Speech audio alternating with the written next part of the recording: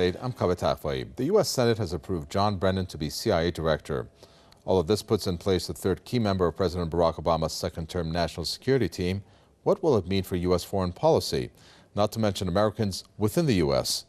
In this debate, we will discuss the integrity of John Brennan as the new CIA director, the man who repeatedly lied about the assassination drone program. The nomination is confirmed. Madam President. The U.S. Senate voted 63 to 34 in favor of Brennan. U.S. President Barack Obama welcomed the vote and praised what he called Brennan's determination to keep America safe. Brennan was Deputy Executive Director of the CIA's administrative arm under the Bush administration. According to U.S. media, Brennan had detailed knowledge about the use of harsh interrogation techniques, including waterboarding as well as warrantless surveillance programs. Brennan, also known as Dr. Drone, is said to be a key architect of Washington's targeted killings. Some U.S. senators were against his appointment as the CIA chief. Republican Senator Ron Paul spoke for nearly 13 hours in an attempt to filibuster Brennan's appointment. Paul demanded clarification on whether Brennan will allow deadly drone strikes against U.S. citizens on American soil. But the only thing I would like is a clarification. If the President or the Attorney General will clarify that they're not going to kill non-combatants in America. He also criticized, quote, hawkish senators for thinking the laws of war should take precedence over the Bill of Rights. On Thursday, U.S. Attorney General Eric Holder said Washington had no intention of launching drone strikes on American soil. Holder, however, said the scenario could be possible if there was an extraordinary circumstance, such as an attack similar to 9/11. The U.S. has carried out an estimated 350 drone attacks since 2004 in several countries, including Pakistan, Afghanistan, Yemen, and Somalia. Thousands of people, most of them civilians, have been killed in such strikes. Drone strikes significantly escalated after President Obama took office in 2008. In 2010, a senior UN official criticized the growing use of deadly drones by the United States and said they undermine the international law. Targeted killings pose a rapidly growing challenge to the international rule of law. While over 40 states already have this so-called drone technology, the United States is the dominant user of drones to kill. Last month, a leaked government document revealed the Obama administration's legal framework for the killing of U.S. citizens suspected of terrorism activities. Some observers believe choosing Brennan as the head of the CIA is yet another sign that the Obama administration is determined to press ahead with its controversial policy of assassination drones. Let's get this debate going. Let me introduce our guest. Former U.S. diplomat George Lambrakis joins us from London, and from the International Action Center, Caleb Maupin joins us from New York. Gentlemen, welcome. Caleb Maupin, what do you think about the appointment of John Brennan as the CIA director? Well, there's nothing particularly new about John Brennan's policies and his love of assassinating people. The CIA is a terrorist organization that functions to serve the Wall Street monopolists. It was formed shortly after the Second World War, and some of its first policies were the creating instability and chaos in Italy, when it looked like an anti-U.S. forces might win the elections. The CIA brought down the government of Salvador Allende, a democratically elected government in Chile, and assassinated Salvador Allende, killing 20,000 innocent people in the process of that. All over the world, wherever people are demanding justice and fighting for things people want, like peace, jobs, democracy, and equality, the CIA goes in to defend the interests of Wall Street, to assassinate, to murder, and to commit chaos and crimes. So it's no surprise that John Brennan, who's kind of engineered it with this drone policy, which leads to thousands of innocent people being killed, it's no surprise that he's been put at the top of the CIA, because the CIA is an organization that serves Wall Street, that commits crimes against humanity, and really, I mean, that's what they're all about. George Lambrakis, has John Brennan lied about the CIA assassination drone program? I don't know what you're talking about lying. You have to realize, as we all do, that governments, and particularly intelligence services, take for example the Iranian one, don't go around telling people exactly what they're doing. And if they do assassinate someone, as I'm sure you know others have, they certainly don't go bragging about it. But on the other hand, that's absolutely no way to describe what the United States has done by creating the CIA. I should remind the previous speaker, who's perhaps too young to remember, that the CIA was created after World War II only because it was realized in America that you needed such an organization because all the other major powers already had them. The Soviets had them for many years before World War II. The British, the French, the Germans, everybody had a CIA of their own, and the Americans felt they had to do it. However, saying that the head of the CIA doesn't reveal anything just because he's asked to reveal it doesn't mean he's lying in the usual sense any more than the government of Iran would be lying if it didn't describe everything it's doing around the world, or any other government for that matter.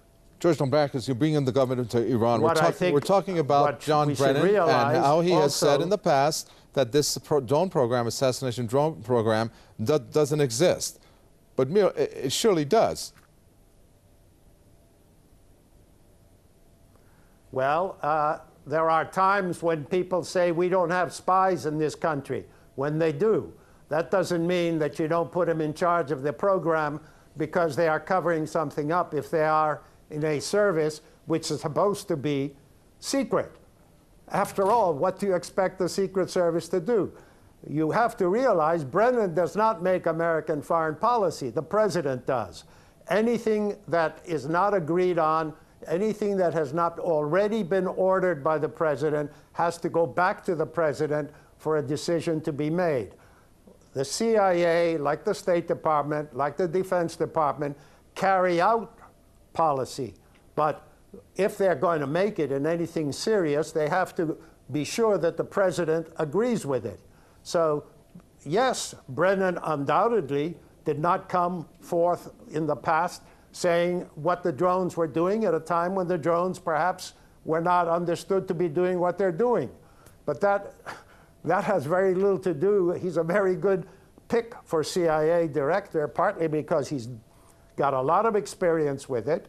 He has agreed that some of the things that were done, for example, with the kinds of intelligence interrogation that took place, which, by the way, is done in many countries. Iran is no exception. Iran has some very terrible interrogation techniques.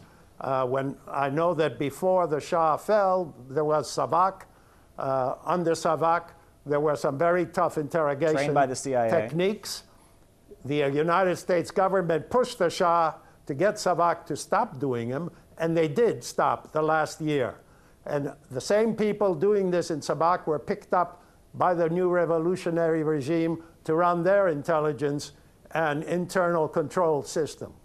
These are not the nicest things people do in the world. We're going to talk about some of the nice things that John Brennan has done in his past, but Caleb Maupin, they're Maupin, not something that you want to argue morally on, because we know what's true morally and not.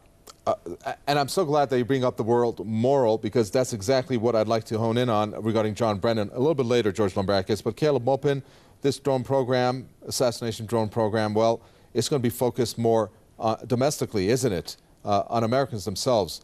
Tell us more about that, even though the U.S. government is not so keen on expanding on it.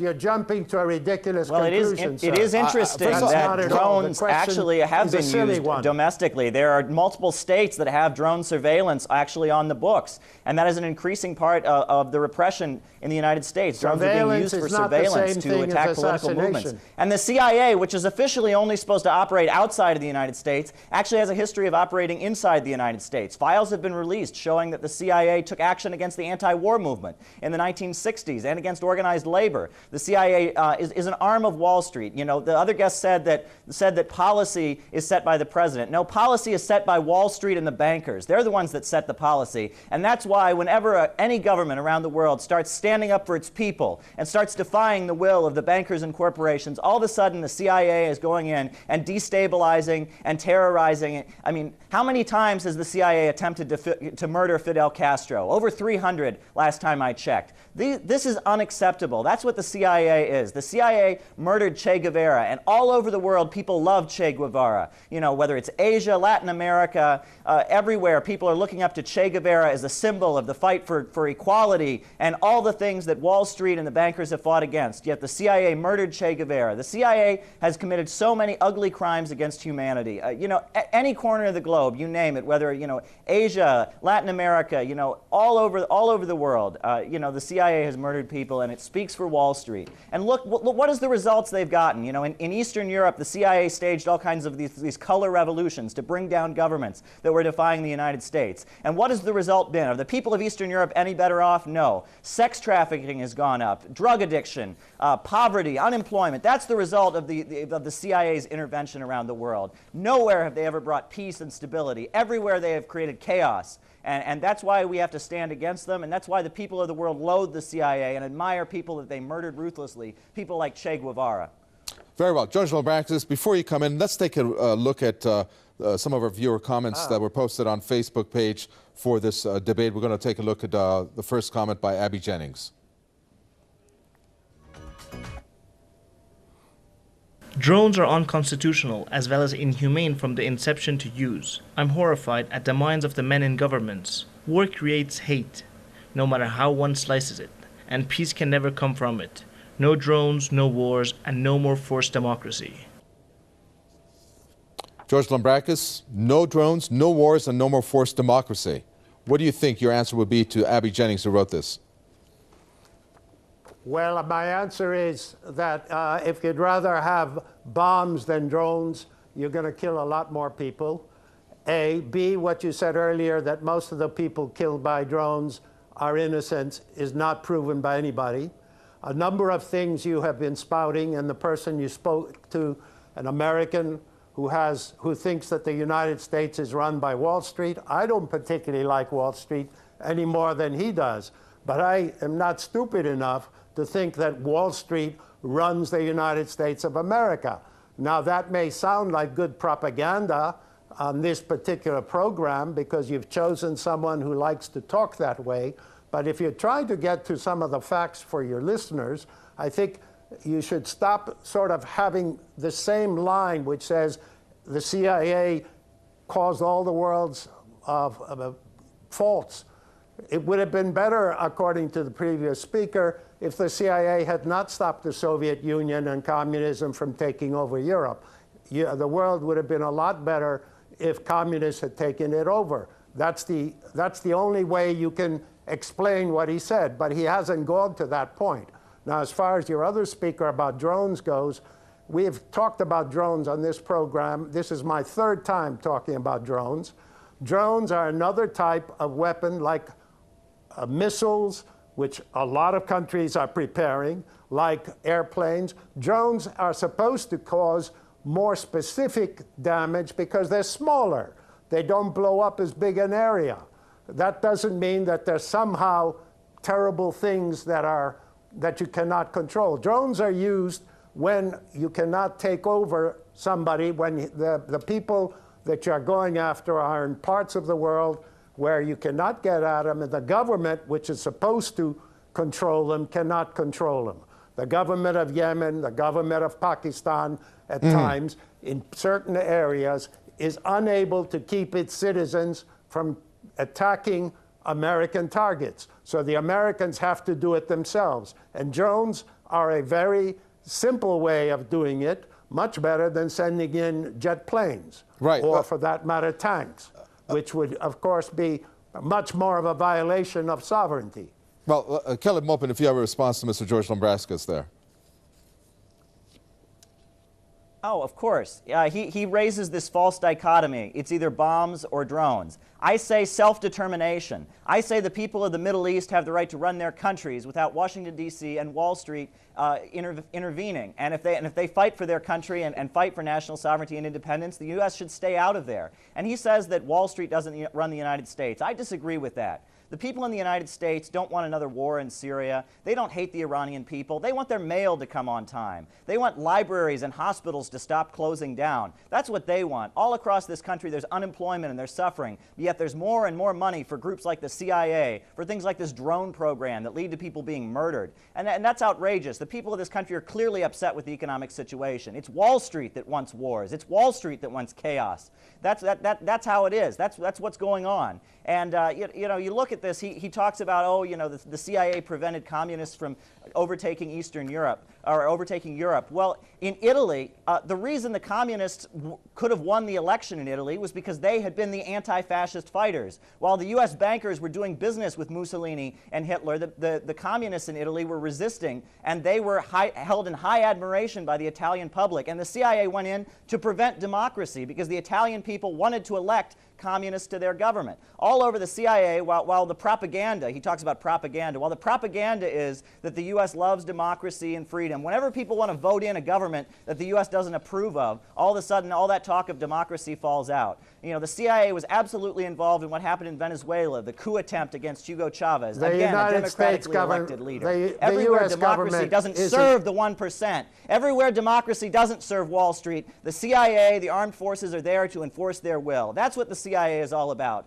It is an armed wing of the capitalist government of the United States which serves Wall Street. That's what it is, plain and simple. And I will also point out, he mentioned SAVAK. SAVAK, the organization that served the Shah of Iran, was trained by the CIA, backed up by the CIA. In fact, there were so many in the United States during the Iranian Revolution, when Iranian students would go out to demonstrate against the Shah, they had to wear bags over their heads in the fear that the CIA would take their picture and send it back to Iran, and then their families would be tortured by SAVAK. So don't try to separate the CIA from what SAVAK did. The CIA is a criminal organization. Its crimes are well known to the people of the world, and the people of the world, like I said before, they admire Che Guevara.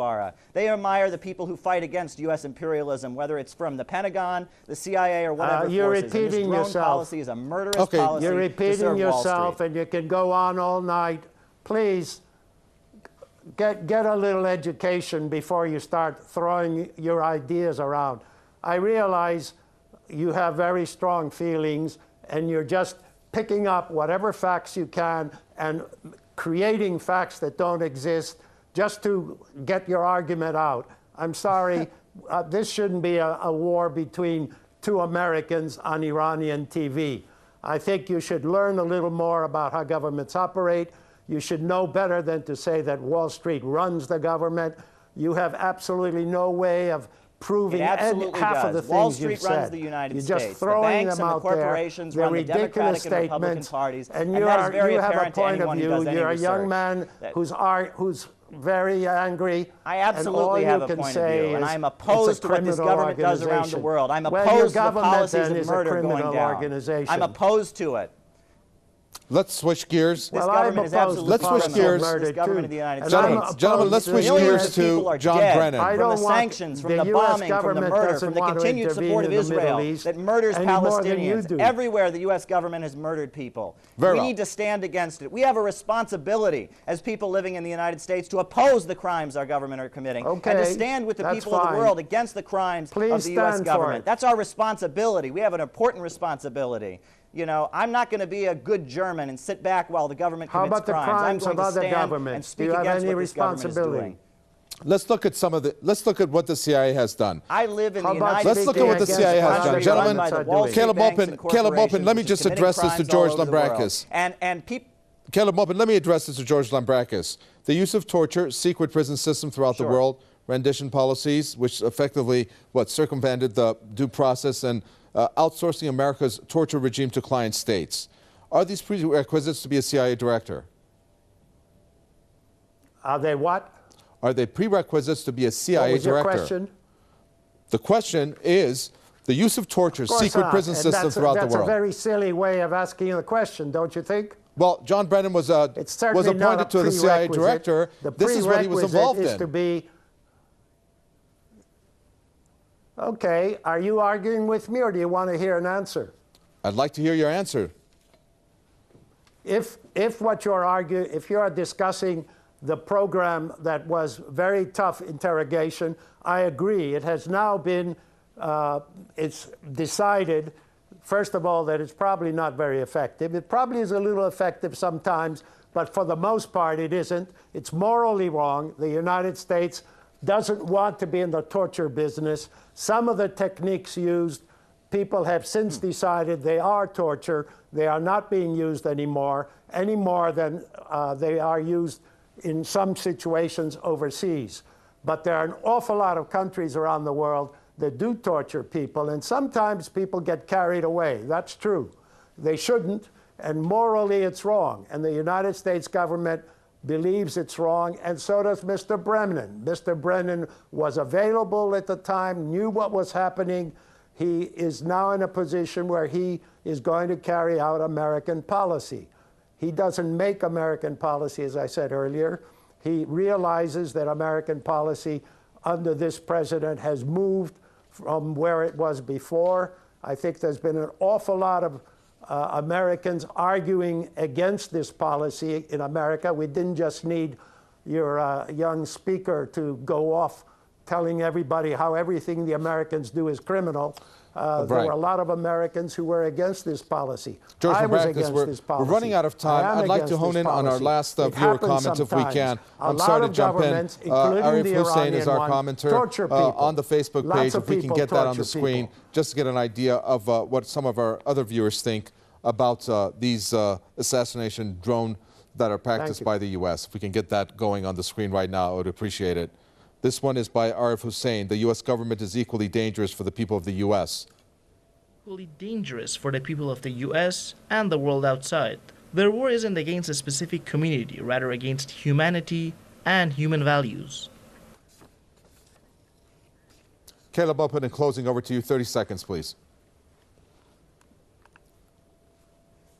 Well, there was one thing that their guest said, which I agree with, which is that there are millions of Americans who oppose the policies that are coming out. There are millions of people living in the United States who do oppose the policies. They are being implemented to serve Wall Street, and that is why millions of people are hating the government in the United States. That's why there's mass protests and demonstrations like the Occupy movement, and that is absolutely the truth. And people need to stand up, and they need to be in the streets, and they need to stand with the people of the world against Wall Street and the bankers and fight for peace, jobs, democracy, equality, and all the things that the CIA attempts to rob from people around the world. Well, we need to stand with the people of the world and fight for justice. Very well. We're going to have to leave it there. Thank you very much. Let me thank our guest, former U.S. diplomat George Lambraslis there from London. Thank you for your comments. And Caleb Maupin, thank you from New York. He's from the International Action Center. And thank you for watching another edition of The Debate.